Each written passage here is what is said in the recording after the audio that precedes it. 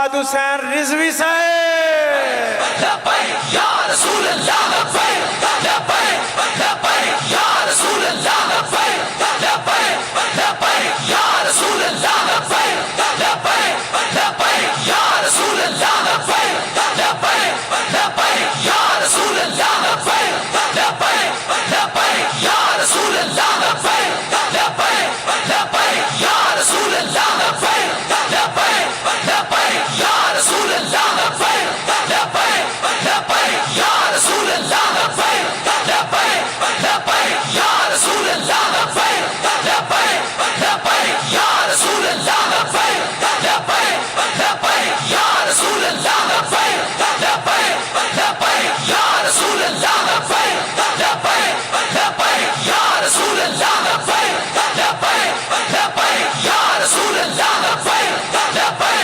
لبیک یا رسول اللہ لبیک لبیک لبیک یا رسول اللہ لبیک لبیک لبیک یا رسول اللہ لبیک.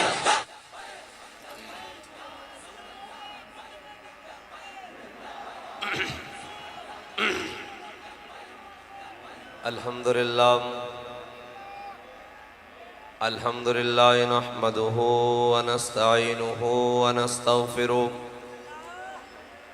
ونعوذ باللہ من شرور انفسنا ومن سیئات اعمالنا من يهده الله فلا مضل له ومن يضلله فلا هادي له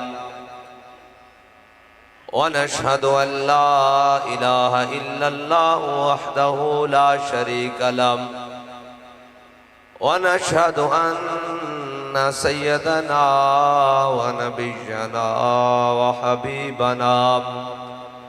وحبيبنا ومولانا محمدا عبده ورسوله. أما بعد فأعوذ بالله من الشيطان الرجيم بسم الله الرحمن الرحيم.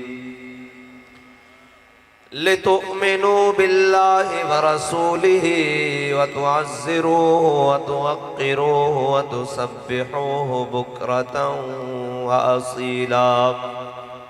صدق الله العظيم وصدق رسوله النبي الكريم الأمين. إن الله وملائكته يصلون على النبي يا أيها الذين آمنوا صلوا عليه وسلموا تسليما. الصلاة والسلام عليك يا سيدي يا رسول الله وعلى آلك وأصحابك يا سيدي يا حبيب الله. الصلاة والسلام عليك يا سيدي يا رسول الله وعلى آلك وأصحابك يا سيدي يا خاتم النبيين. بندہ پروردگارم امت احمد نبی دوست دار چار یارم تابع اولاد علی مذہب حنفی ادارم ملت حضرت خلیل خاک پائے غوث اعظم زیر سایہ ہر ولی صدیق عکس حسن کمال محمد فاروق ذل جاہو جلال محمد عثمان ضیاء شمع جمال محمد حیدر بہار باغ خصال محمد صلی اللہ تعالی علیہ وسلم. جس سہانی گھڑی چمکا طیبہ کا جان اس دل افروز ساعت پہ لاکھوں سلام. جن کے جلوے سے مرجھائی کلیاں کھلی اس گلے پاک منبت پہ لاکھوں سلام. اندھے شیشے جلا جل دمکنے لگے جلوہ ریزی دعوت پہ لاکھوں سلام. وہ زبان جس کو سب کن کی کنجی کہیں اس کی نافذ حکومت پہ لاکھوں سلام. وہ دہن جس کی ہر بات وحی خدا، چشمہ علم و حکمت پہ لاکھوں سلام، جس کے آگے سرے سروراں خم رہے، اس سرے تاج رفعت پہ لاکھوں سلام، جس کے آگے کھچی گردنیں جھک گئیں، اس خدا داد شوکت پہ لاکھوں سلام، شور تکبیر سے تھر تھراتی زمین، جنبش جیش نصرت پہ لاکھوں سلام، نعرہائے دلیراں سے بن گونجتے، غرشے سے جرأت پہ لاکھوں سلام، وہ چکا چک سمنجر سے آتی صدا، مصطفیٰ تیری سولت پہ لاکھوں سلام، جانثاران بدر و احد پر درود، حق گزاران بیعت پہ لاکھوں سلام، ان کے آگے وہ حمزہ کی جاں بازیاں۔ لوگ پوچھتے ہیں کہ حضور آئے تو پھر کیا ہوا اور میلاد کس کس نے منایا؟ میں نے کہا حضرت امیر حمزہ ایک تلوار میں ایک ہاتھ میں تلوار اٹھاتے اور اپنی حفاظت کے لیے اٹھاتے، لیکن جب حضور آ گئے تو دونوں ہاتھوں میں تلواریں اٹھا لی۔ ہمارا امام کہتا ہے ان کے آگے وہ حمزہ کی جاں بازیاں، شیر غران سطوت پہ لاکھوں سلام، دونوں ہاتھوں میں تلوار اٹھا کر کہا کیا؟ آپ بچ جاؤ، آپ حضور آ گئے ہیں، اب قیامت تک کسی کی بات نہیں چلنی، صرف میرے آقا و مولا صلی اللہ تعالیٰ علیہ وسلم کی بات چلنی۔ اب کوئی قیامت تک لبرلزم، سیکولزم، کیمونزم، جناب نام نہاد جمہوریت، صدارتی نظام کوئی نہیں چلے گا قیامت تک۔ اب میرے آقا و مولا صلی اللہ تعالیٰ علیہ وسلم کا دین کا سکہ چلے گا۔ اور حضرت بلال حبشی نے تو کہا ارا برا کنک کرا، کرائی کری منت درا، کہا یا رسول اللہ قیامت تک جب بڑی بڑی باتیں ہوں گی کسی کا نام نہیں لیا جائے گا، آپ کی برکت سے آپ کے غلاموں کا نام لیا جائے گا۔ جب بڑی بڑی باتیں ہوں گی، اور بڑی بڑی باتیں کیا ہیں؟ یہ ہے کہ جناب جب کہا جائے کہ جناب سب سے بڑا دلیر کون ہے، جناب عالم انسانیت میں سب سے بڑا دلیر کون ہے؟ وہ دلیر کہ جس کا اٹھا ہوا قدم کبھی واپس دفاع کے لیے بھی واپس نہیں آئے گا۔ تو جب تاریخ انسانیت اٹھائی جائے گی کسی کا نام نہیں ملے گا، حضور آپ کی برکت سے آپ کے غلام خالد بن ولید کا نام ملے گا۔ بس قیامت تک اب حضور سید عالم صلی اللہ تعالیٰ علیہ وسلم کے دین کا سکہ چلے گا، اب کسی کی کوئی بات نہیں ہوگی۔ ہاں حضور کے در کو چھوڑ کر اگر کوئی لبرلزم کے پاس، نام نہاد جمہوریت کے پاس، کوئی ان ڈراموں کے پاس اگر جانے جائے گا اپنی پناہ، تو پھر کیا بنے گا؟ پھر بنے گا وہی جو ہمارا امام کہہ کے گیا ہے کہ پھر کے گلی گلی تباہ ٹھوکریں سب کی کھائے کیوں، دل کو جو عقل دے خدا پھر تیری گلی سے جائے۔ ہاں آج لے ان کی پناہ، آج مدد مانگ ان سے۔ یہ ہم میلاد کیوں مناتے ہیں؟ آج رات کا تقریباً 1 بجنے والا ہوگا یا 1 بج چکا ہوگا، 1 بج چکا ہوا ہے، 1 سے بھی اوپر ٹائم ہو گیا ہوا ہے، لیکن سانگلہ ہل والے جاگ رہے ہیں، جاگ رہے ہیں کہ نہیں جاگ رہے؟ اور پوری آب و تاب کے ساتھ جاگ رہے ہیں۔ اور جناب اس لیے جاگ رہے ہیں کہ ہمارا بابا پیر مہر علی شاہ صاحب کی زبان میں ہمیں بتا کر گیا ہے۔ کس لیے جاگ رہے ہیں بھائی؟ ہمارے لیے آئے ہیں؟ نہیں نہیں نہیں۔ ہمارے قائدین کے لیے آئے ہیں؟ نہیں نہیں۔ لنگر کے لیے آئے ہیں؟ نہیں نہیں۔ اس لیے آئے ہیں کہ یہ صورت شالہ پیش نظر۔ کہا یا رسول اللہ حالات جیسے بھی ہو جائیں، ملک میں حکمران اپنی بدماشیوں پر اتر آئیں، اپنی عیاشیوں پر اتر آئیں، لیکن ہم آج بھی گواہی دینے ہیں کہ یا رسول اللہ ہم آپ کے دین کے ساتھ کھڑے ہیں، ہم آپ کی ناموس رسالت کے ساتھ کھڑے ہیں، ہم آپ کی ختم نبوت کے ساتھ کھڑے ہیں، ہم آپ کی جشن ولادت کے ساتھ کھڑے ہیں۔ ہمارے خون میں آخری قطرہ بھی باقی نہ رہے، لیکن ہم یہ جانتے ہیں کہ بھولے نہ مرتے مرتے آداب کوئے جانا، جو سر نے ساتھ چھوڑا تو سجدے کیے نظر نے۔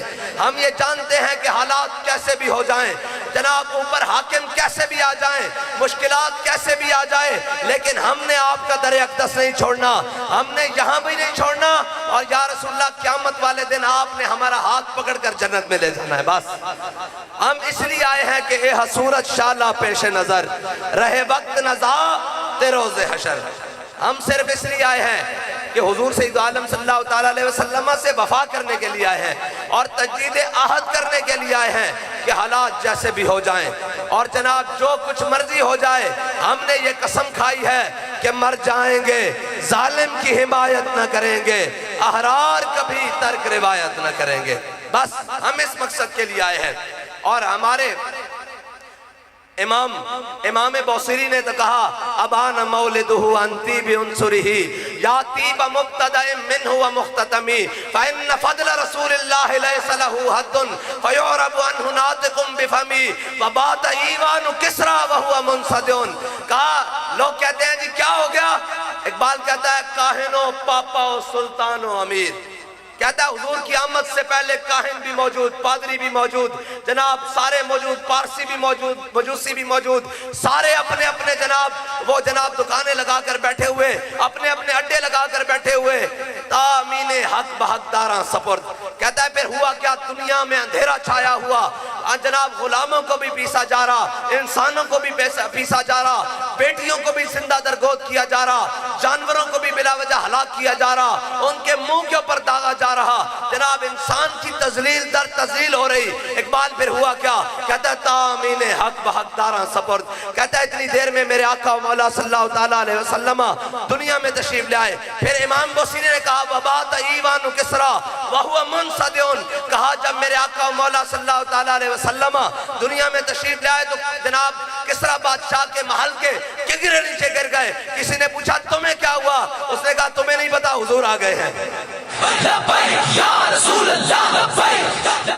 اس نے کہا تمہیں نہیں پتا حضور آ گئے ہیں۔ کہتے ہیں جناب دریائے نیل کے کنارے عیسائیوں نے یہودیوں نے اپنے معبد خانے کے بنائے ہوئے، رات کو دریائے نیل ایسے چل رہا، صبح الٹا چلنا شروع ہو گیا۔ وہ آئے انہوں نے دیکھا نیل تجھے کیا ہوا؟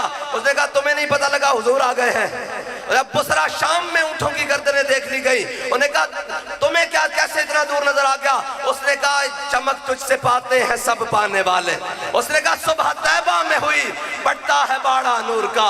اس نے کہا وہ نور آ گیا ہے جس سے ساری کائنات چمک کے رہ جائے گی۔ 1000 سال ہو گئے آگ جل رہی مجوسیوں کی، وہ صبح پہنچ گئی۔ انہوں نے کہا ہم نے رات میں تجھ میں ایندھن بھی ڈالا، تیل بھی ڈالا، لکڑیاں بھی ڈالی، کولے بھی ڈالے، تجھے کیا ہوا؟ تو کیوں بند ہو گئی؟ اس نے کہا تمہیں نہیں پتا لگا خاتم الانبیاء آ گئے ہیں۔ اور بھائی کائنات میں ہر چیز کی تکمیل ہو گئی۔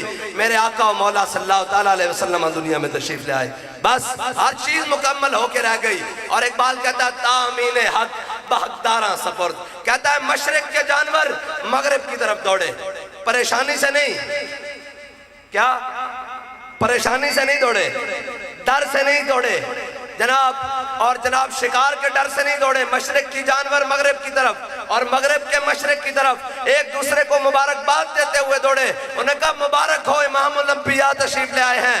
اب تو انہوں نے ہمارے حقوق بھی بتا کر جانا ہے، انسان تو کجا۔ اور صحابہ کہتے ہیں مدینہ پاک میں ایک باغ تھا، سارے لوگ اس کے گرد جمع، اور جناب کنڈی اس باغ کا جو کواڑ دروازہ وہ پھاٹک بند کیا ہوا۔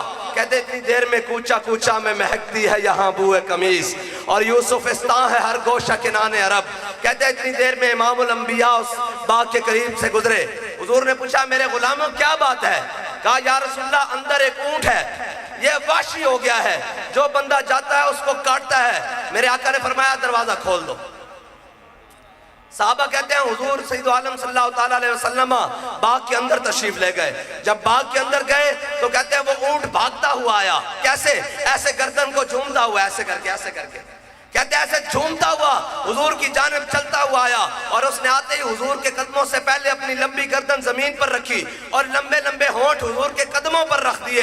صحابہ آئے، انہوں نے کہا یا رسول اللہ بڑے تعجب کی بات ہے، جو کوئی جاتا تھا جناب یہ اس کو کاٹتا تھا، آپ آئے ہیں آپ کے آگے اس نے گردن بھی رکھ دی اور ہونٹ بھی رکھ دیے، یا رسول اللہ یہ کیا بات ہے؟ میرے آقا نے فرمایا میرے صحابہ کائنات میں ایسی کوئی چیز ہی نہیں ہے جو یہ نہ جانتی ہو میں اللہ کا حبیب ہوں۔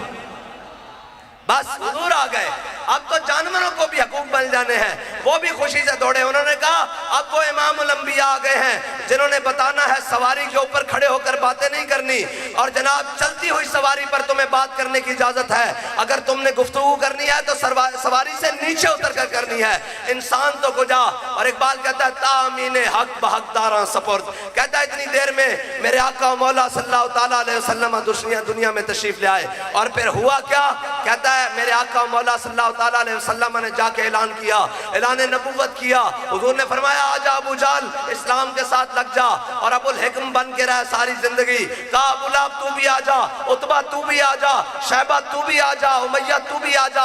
سارے انکار کرتے رہے. پھر اقبال ہوا کیا؟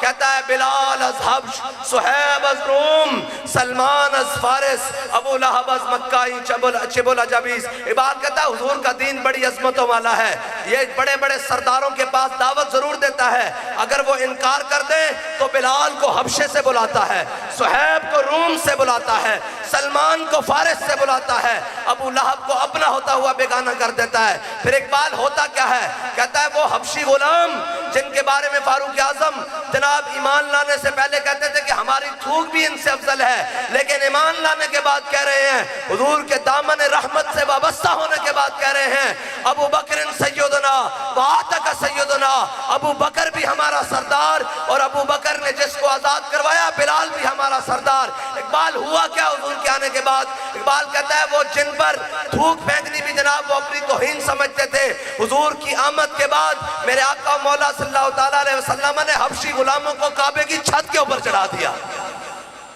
یہ ہے حضور کی آمد. کائنات میں ہر چیز تکمیل پا گئی, حضور آ گئے. اب سورج نصف النہار پر آ گیا ہے, کسی موم بتی اور وہ بھی بجھی ہوئی, کسی جناب دیا وہ بھی جس کی بٹ خراب ہو وہ خالی دیا, اب کسی کی نہیں چلنی, صرف اور صرف قیامت تک حضور کی بات چلنی ہے.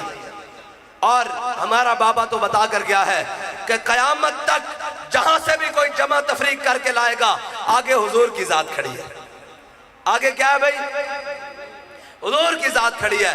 جہاں سے بھی کوئی جمع تفریق کر کے لائے گا, کوئی عقل کے پہاڑ توڑ کر لائے گا, کوئی علم کے جناب سمندر پی کے آئے گا, کوئی فقر کے جناب معجزات اٹھا کر آئے گا, کوئی جناب بہادری اور شجاعت کے جناب سنگ میل عبور کر کے آئے گا. لیکن آگے کیا ہوگا؟